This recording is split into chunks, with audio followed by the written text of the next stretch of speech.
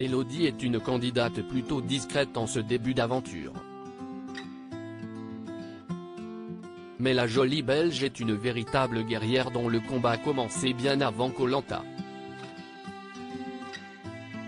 Cette responsable marketing et communication, fan de jeux de société, a lutté contre un cancer du sein alors qu'elle n'avait que 34 ans. Une expérience traumatisante qu'elle raconte avec force et pudeur.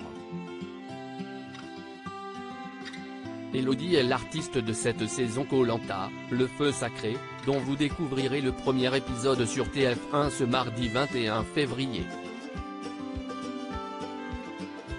La candidate belge de 35 ans est une vraie battante. Le 19 octobre dernier, à l'occasion de la Journée mondiale contre le cancer du sein et après avoir longtemps hésité, elle a partagé un témoignage bouleversant sur son compte Instagram. En fin d'année 2021, Elodie apprend qu'elle est atteinte d'un cancer du sein.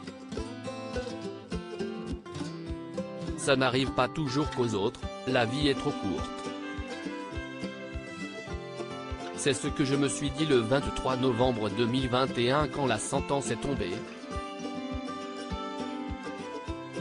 Écrit-elle. Suite à une biopsie, on lui détecte une tumeur maligne. À 34 ans, à ce moment-là, quand vous vous sentez plus en forme que jamais, sportive, aimant la vie, s'épanouissant dans des projets, on vous annonce que vous avez un cancer du sein. Je n'ai pas su à ce moment-là si je devais rire ou pleurer mais j'ai réellement cru qu'on me faisait une blague.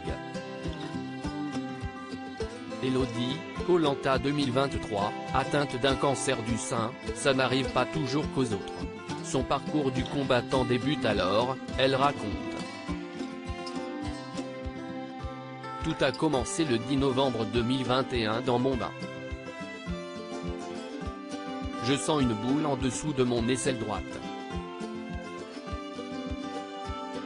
Je prends rendez-vous pour une échographie, que je pense être juste une visite de routine.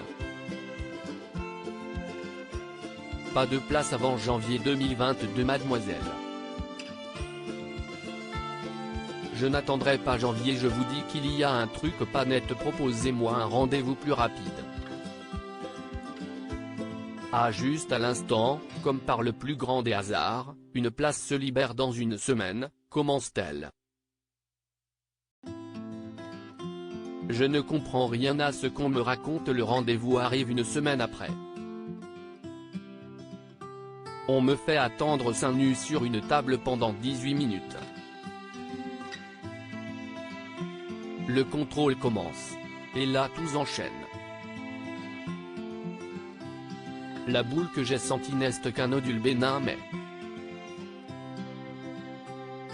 Il s'avère que les machines sont parfois plus fiables que votre propre main.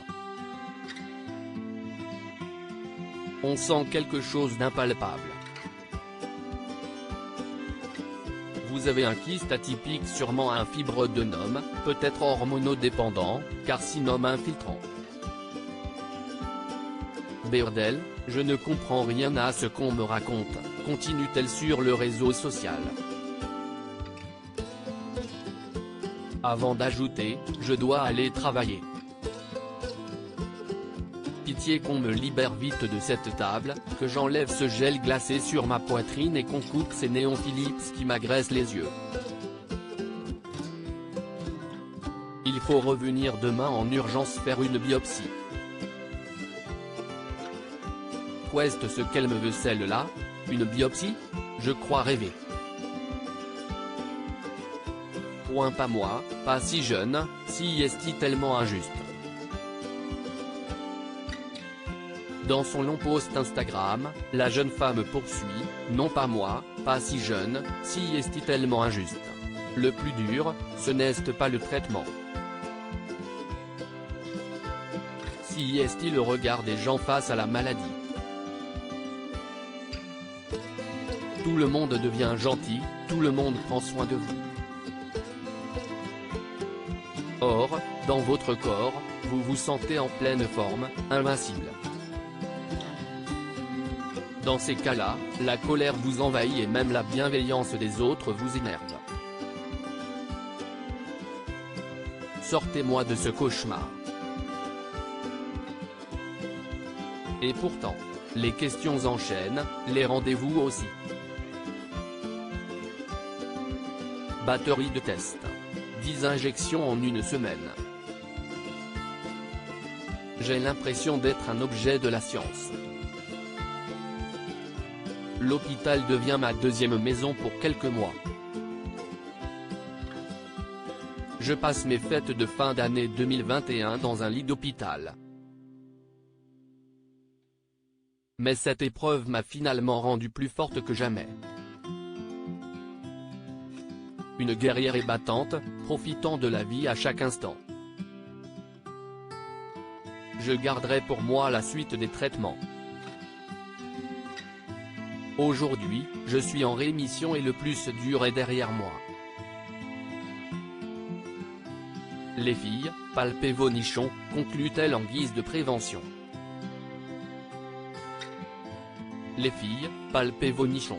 Cet épisode malheureux n'a pas empêché l'aventurière de pratiquer de nombreux sports dont le crossfit, la course à pied, le tennis et la randonnée. Elle souhaite donc relever un nouveau challenge en participant à Koh-Lanta, émission à laquelle elle a postulé 6 fois avant d'être choisie et qu'elle décrit dans son portrait comme « mon terrain de jeu à moi, mon terrain grandeur nature ». Notons que Christelle Gauzet, la gagnante de Koh-Lanta 2008, organise des aventures sportives et solidaires, 100% féminines, les raids des fidèles, en France et à l'étranger. Par équipe de 2, les filles se dépassent et vivent une expérience inoubliable pour la bonne cause, la fondation KIP à Brest qui œuvre pour la prévention du cancer du sein. Elodie pourrait bien rejoindre la team à la fin du jeu de TF1.